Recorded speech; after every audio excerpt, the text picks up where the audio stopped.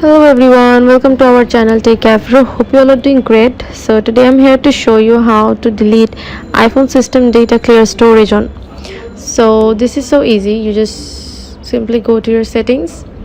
From here go to general and go to iPhone storage and scroll down, and then you can see system data is loading. Okay, and this is system file. So from here you can see your all system data.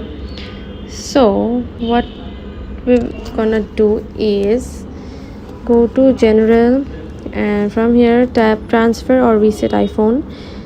From here you have two options, which is the first one is reset, which will remove all your information, all your data, all your files, photos, videos from your iPhone. And the another one is erase all content and settings. This is for your game data or your files data or your iPhone system setting data.